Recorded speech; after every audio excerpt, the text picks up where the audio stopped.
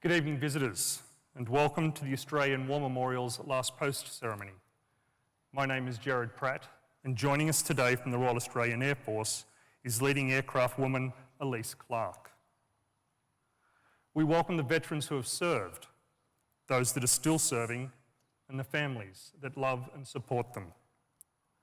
The live stream of this ceremony is made possible by the Returned and Services League of Australia and the RSL and Services Clubs Association. We welcome members who are watching the broadcast of this ceremony across Australia. During this evening's ceremony, wreaths will be laid at the base of the Pool of Reflection by visitors to the memorial. If able, please stand and join in singing the National Anthem.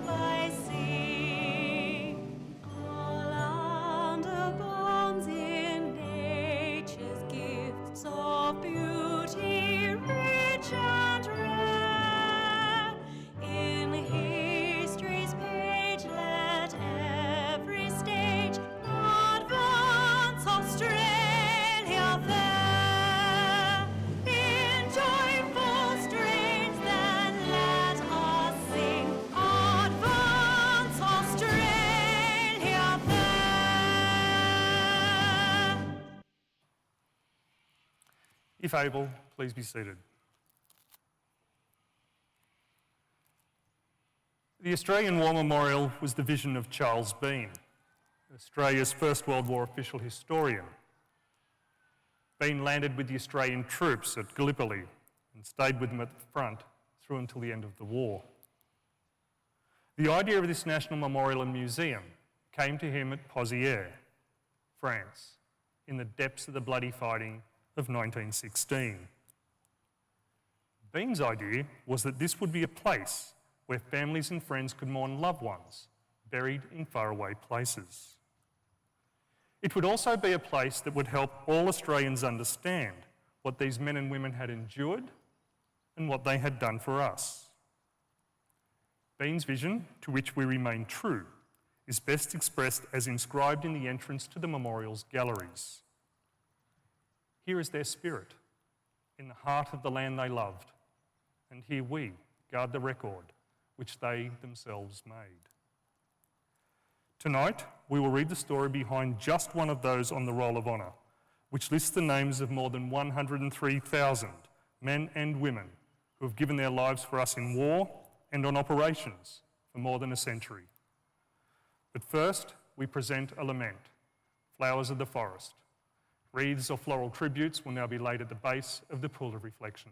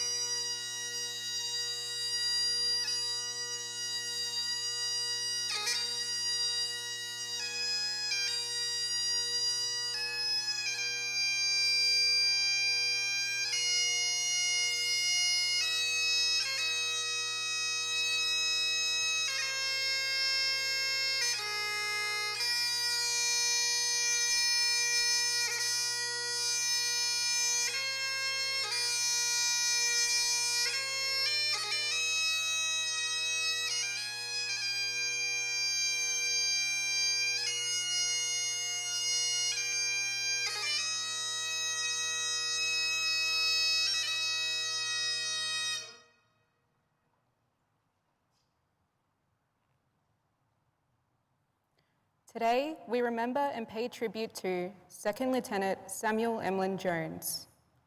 Samuel Jones was born on the 28th of January 1891 in Dinapore, India. Affectionately known as Sam, he was one of 5 children born to the Reverend Samuel Jones and his wife Mary.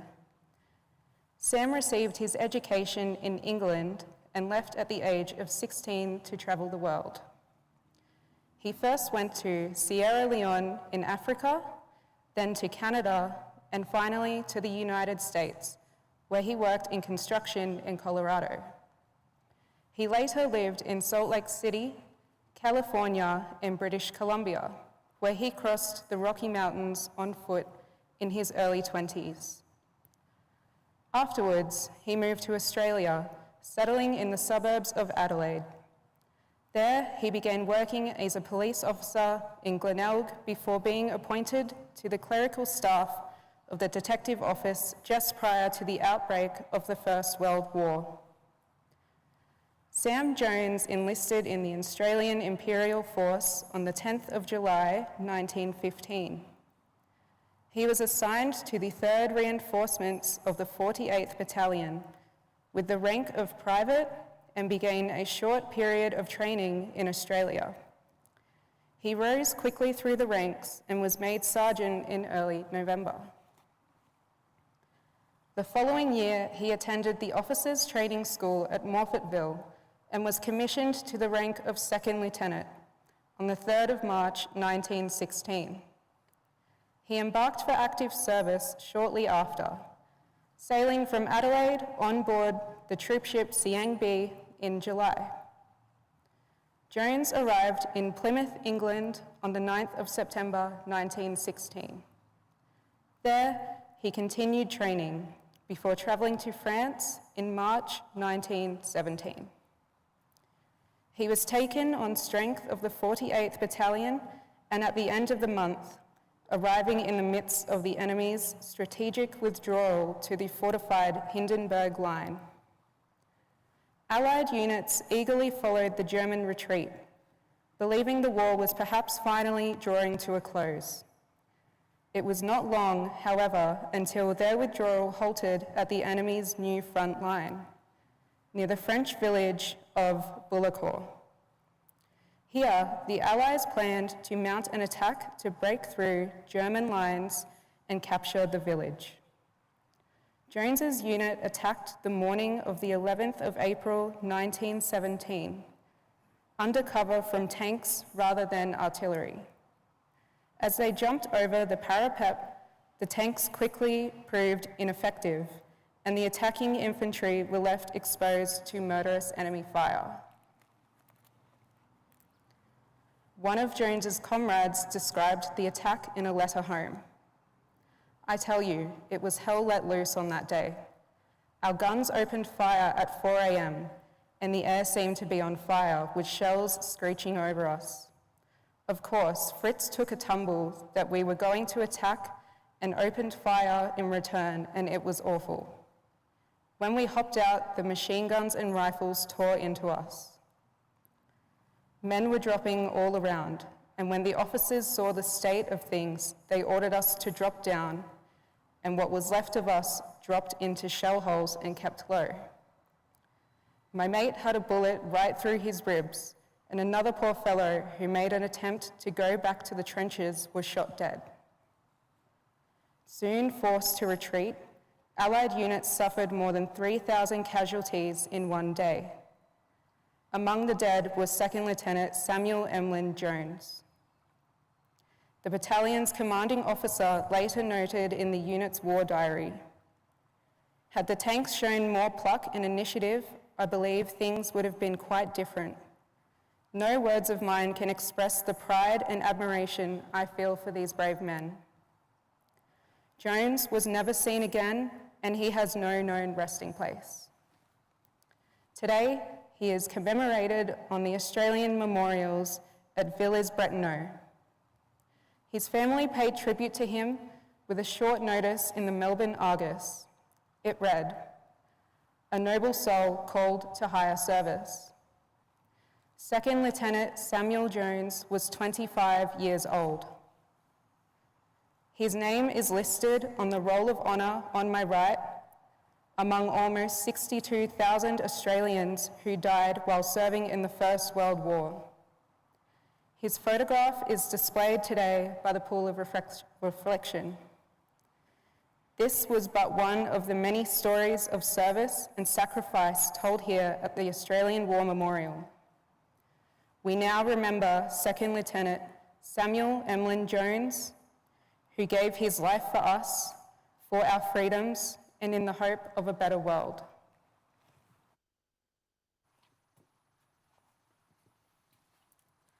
If able, please stand for the reading of the ode and the sounding of the last post.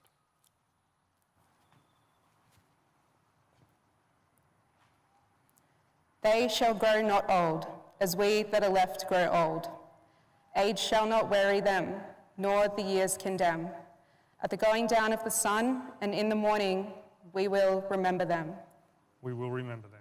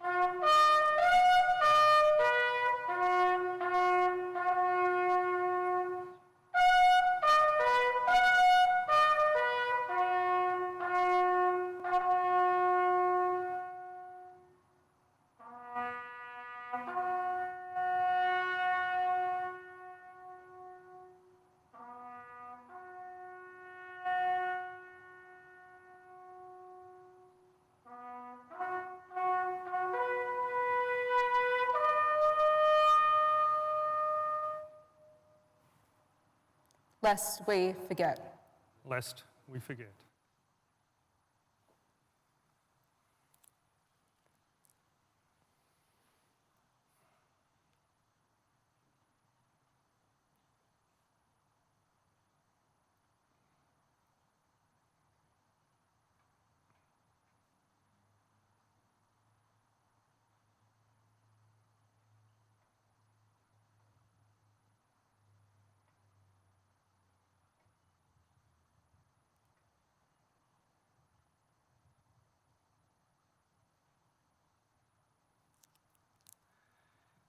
We leave you this evening with the words of the memorial's founder, Charles Bean. Many a man lying out there at Pozieres, or in the low scrub at Gallipoli, with his poor, tired senses barely working through the fever of his brain, has thought in his last moments, well, it's over. But in Australia, they will be proud of this. Ladies and gentlemen, girls and boys, that concludes the last post ceremony. On behalf of the director, staff and volunteers, thank you for visiting the Australian War Memorial today and for your continued support of the Memorial's development project. We wish you all a very pleasant evening. Thank you.